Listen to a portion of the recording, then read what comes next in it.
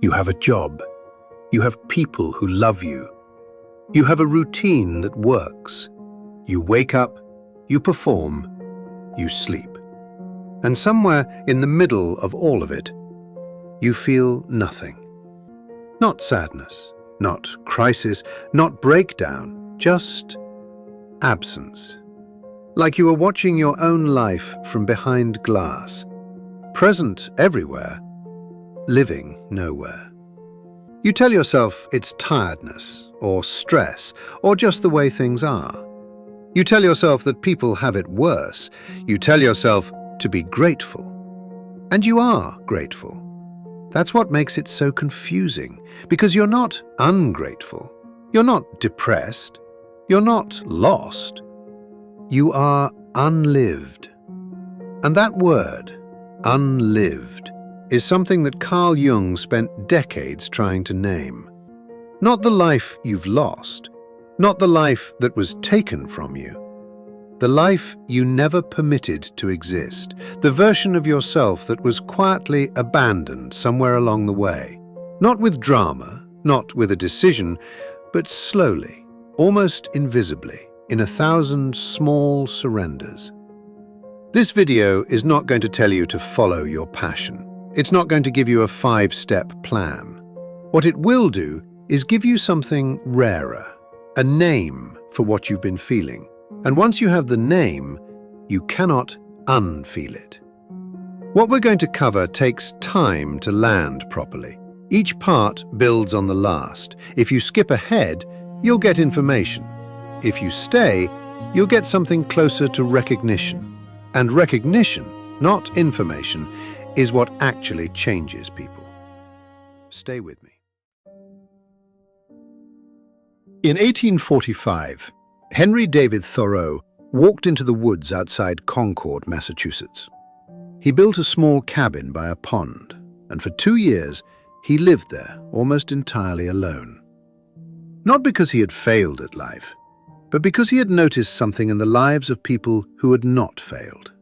People with work, with families, with duties, with respectable routines. And still, something in them had gone silent. Thoreau called it quiet desperation, not loud suffering, not visible collapse, not crisis. Quiet, internal, almost polite. The kind of desperation that smiles when asked how it is, that pays its bills, that shows up on time, that does what is expected, and slowly forgets to ask whether what is expected was ever truly chosen. Thoreau was writing in the 19th century, before smartphones, before social media, before the attention economy. And still, he saw the same thing we see now. People living lives they had not consciously chosen. Lives handed to them by family, by culture, by fear, by the quiet pressure to be reasonable. They called it normal. They called it responsible. They called it growing up. But sometimes what we call maturity is only surrender with better language. Now think about your own life. Not the crisis version, not the dramatic version, the ordinary Tuesday version, the version where everything is technically fine. Who chose it? Not who accepted it, not who adjusted to it, not who learned to make it work. Who chose it, consciously, freely, as an expression of who you are? For most people, the honest answer is not immediate. It arrives slowly, and it is uncomfortable. I'm not sure. This is how a life gets built without ever being chosen. You are young. You are told to study hard, so you study hard. You are told to find stability, so you find something stable. You are told that love requires compromise, so you compromise. You are told that dreams are irresponsible unless they can be monetized, so you place them quietly on a shelf. Not because you are weak, not because anyone forced you, but because each surrender looked reasonable at the time. And that is what makes it dangerous. Nothing looked wrong. Nothing felt dramatic. Each choice made sense. But together, they built a life that fits your fears better than it fits your soul. And then one day, maybe at 31, maybe at 38, maybe at 44, you wake up inside a life that seems to belong to you but feels strangely authored by someone else. As if you have been following a script written by people who loved you, approved by people who feared for you, and performed by a version of you you are no longer sure you ever were. That feeling is what Jung was pointing toward when he spoke of the unlived life. Not failure, not laziness, not a lack of gratitude, but the quiet, daily absence of self. Carl Jung made a distinction that most people never hear, not because it is complicated, but because it is uncomfortable. He believed that every person carries more than one layer of identity.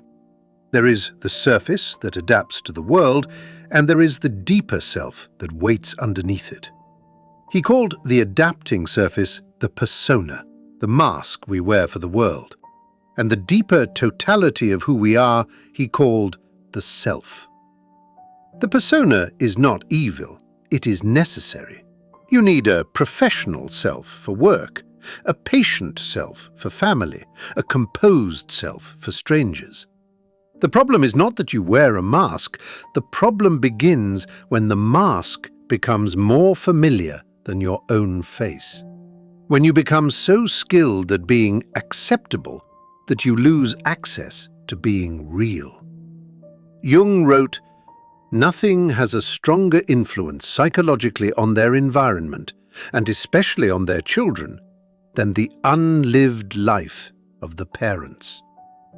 He was speaking about parents and children, but the insight reaches further than that, because the unlived life does not stay private.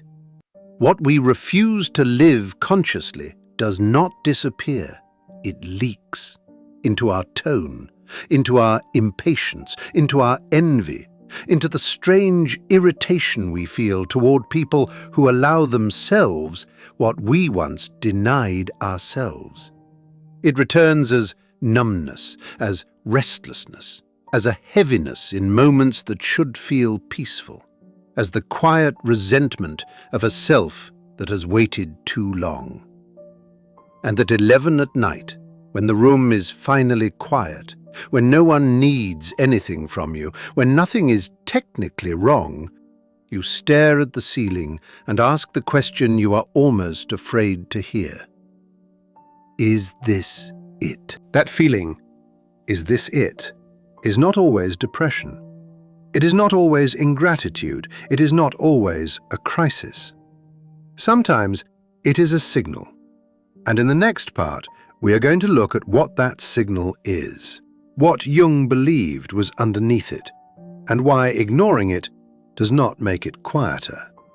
It makes it louder. A 19th century Danish philosopher who spent much of his work examining what it means and what it costs to become a self. In The Sickness Unto Death, Kierkegaard describes despair as a sickness of the self. Not simply sadness, not simply failure, but a condition in which a person is divided from who they are meant to become. That is why this feeling is so difficult to name. It does not always feel like despair. It feels like tiredness, like getting older, like responsibility, like just the way things are.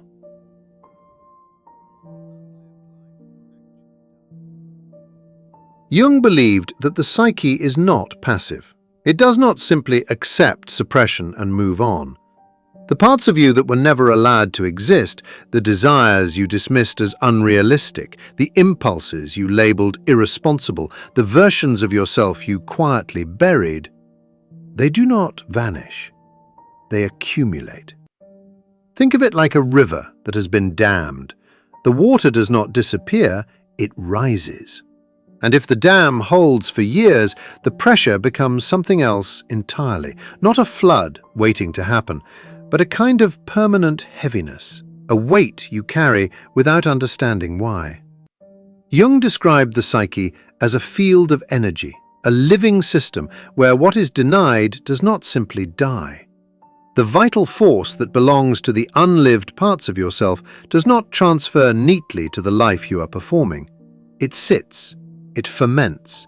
It turns into the kind of vague, sourceless dissatisfaction you cannot justify to anyone because externally, nothing is wrong. Here is what makes this so insidious. The unlived life does not announce itself. It does not send you a clean, obvious crisis. It does not break anything visibly. What it does is subtler and more corrosive. It makes everything slightly less real. Work that should feel meaningful feels procedural. Relationships that should feel nourishing feel comfortable but flat. Moments that should register as joy register as fine. You are present, but not inhabited. And the longer this goes on, the harder it becomes to remember what you were trying to live in the first place. Because the unlived life does not just stay frozen, it fades. The desires become less specific, the impulses become more abstract, until one day you realize you do not even know what you want anymore. Not because you are broken, because you have been living at such a distance from yourself for such a long time that the signal has become noise.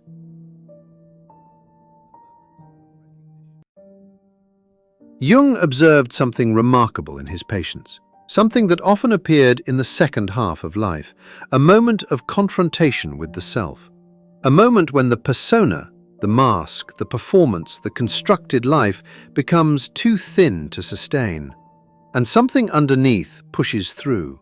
Not always violently, sometimes as a dream that will not leave, sometimes as a sudden indifference to things that used to matter, sometimes as a question that arrives at 3 in the morning and refuses to be answered. Who am I if I stop being what everyone needs me to be? This moment terrifies most people. They interpret it as breakdown, as ingratitude, as selfishness, as midlife crisis. But Jung saw it differently. He saw it as the psyche doing its job, demanding to be met. The question is not whether this moment arrives. For most people, it does. The question is what you do when it comes, because there are 2 paths, and only one of them leads anywhere. In the next part, we look at what Jung called individuation, the process of meeting yourself, possibly for the first time, and what it actually costs. Let me tell you what individuation is not. It is not a retreat, not a career change, not a spiritual awakening. It is not leaving your partner, quitting your job, or moving to another country. Those things may happen as a consequence, but they are not the thing itself. Individuation, Jung's word for the process of becoming more whole, is an internal event. It begins in the gap between the person you perform and the person you sense somewhere underneath that you might be. And it begins, always, with a confrontation. The first thing individuation requires is honesty about the persona. Not destroying it, not hating it, honest accounting. Which parts of how you present yourself to the world are genuinely you? And which parts are armor? Which relationships are real, and which are maintained because the alternative is too uncomfortable to face? Which aspects of your daily life feel like expression, and which feel like execution? This is not comfortable territory, because the honest answers are rarely flattering, and they almost always point towards something that needs to change. Not necessarily in the world, in you, in the choices you make, in the permissions you give yourself, in the things you keep telling yourself you will get to eventually. This is perhaps the most important thing Jung understood about the unlived life. It is not primarily about circumstances. It is about permission. Most people who feel unlived are not incapable of living differently. They are not always trapped by external forces. They are trapped by an internal verdict, a judgment, usually inherited, usually old, that says, that version of you is not acceptable. That desire is not responsible. That path is not for people like you. Who do you think you are? These verdicts were handed to you by parents who were themselves unlived, by a culture that rewards conformity and pathologizes difference, by a version of love that said, "Be manageable and you will be safe." And you believed them. Not because you were weak, because you were young, and they were all you had. But you are not young anymore, and those verdicts are not law, they are architecture. Architecture that can be rebuilt. The cost of the other path. Now, I want to be honest with you about something, because this is where most self-help content lies to you. It says, once you recognize the unlived life, the path forward becomes clear. It says, now you know everything can change. That is not quite true. Individuation is not a solution. It is a process, and it carries real costs. When you begin to live more of what has been unlived, some things destabilize. Relationships that were built on the old version of you may not survive the new one. Versions of yourself you had identified with for decades may have to be mourned. There may be periods of confusion, the persona dissolving faster than the self has solidified, where you do not quite know who you are. Many traditions have called this a dark night of the soul. It is not just a metaphor. It is a real disorientation. And most people at this point retreat. They decide the cost is too high. They return to the persona. They tell themselves they were being naive. But here is what Jung also knew. The cost of not individuating is paid too, just more slowly, more quietly, more completely. The song still in you. Thoreau did not need to say that people carry a song to the grave. The image is already inside what he called quiet desperation. A life can look orderly from the outside and still carry something inside it that never found a voice.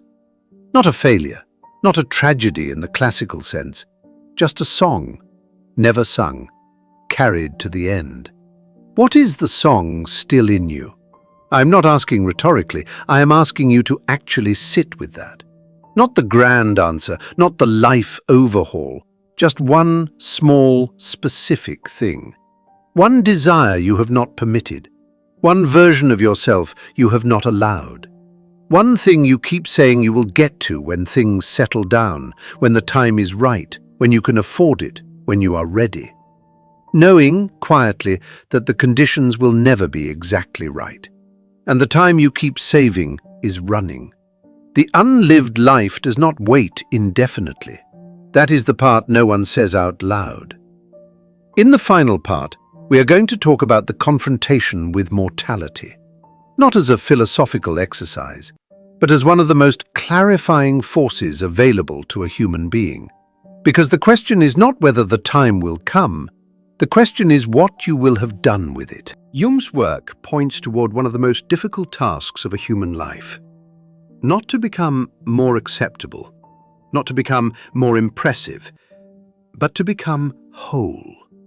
Not perfect, whole. There is a passage in Jung's late work, written when he was looking back on a long life, where he describes what he observed in people who came to him having already spent decades in the unlived life. He writes about the particular grief of those who recognized too late that the life they had always meant to begin was the life they had always been postponing.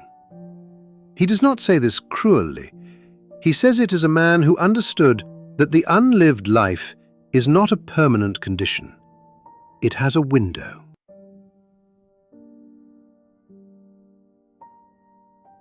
The existentialists understood something simple and terrifying.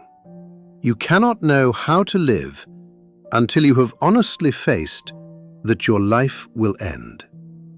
Not abstractly, not philosophically, actually, that this ends. That the ordinary Tuesday version of your life, the coffee, the commute, the to-do list, is finite. That the quiet desperation Thoreau described has a deadline. This is not morbid. If you let it land, It may be the most clarifying thing available to you. Because when you genuinely feel the finitude, not as a thought, but as a reality, the question, what do I actually want, becomes urgent in a way it cannot be when time feels infinite. The persona starts to feel less important. The verdicts handed to you start to feel less permanent. The song still in you starts to feel less like a luxury and more like a responsibility. Rembrandt painted the return of the prodigal son near the end of his life. He painted it knowing what it meant to have lived, to have made choices, some of them wrong, to have carried regret, to have returned, finally, to something essential. The painting is not about the son's failure. It is about the father's reception, the unconditional, wordless, complete acceptance of the person who returns, however late, however changed, however marked by everything that happened along the way. That painting gives us one of the most powerful images for the unlived life. Not, you should have started sooner, not, you have failed, but you can return to yourself, to the life that has been waiting, not the perfect version, not the version that never took detours, the real version, the one that starts now, with what you know, with what you have become, with the courage to finally, quietly, stop performing and start living. The task of a lifetime is not to become someone else. It is to become whole enough to stop abandoning yourself. Not all at once, not perfectly, but honestly. It requires the decision to stop waiting for conditions that will never be perfect. It requires the willingness to disappoint the people who preferred the persona. It requires the honesty to sit with the question, not who have I been, but who am I still capable of becoming? I want to end with something most videos in this space will not say. The unlived life does not disappear because you watched a video about it. Recognition is not transformation. What you do in the next hour, the next day, the next week, that is what matters. Not the grand gesture, not the life overhaul. One small act of permission. One moment where you choose yourself over the performance. That is where it begins. Not with a plan, with a decision. Before you close this video, think of one thing you have always wanted to do, become, or feel that you have been quietly putting off. Do not explain it, do not justify it. Just write it here. One sentence. That is your unlived life speaking. And if this video gave language to something you have been carrying, share it with someone who needs the name. The next video continues this journey. You will want to see where it goes.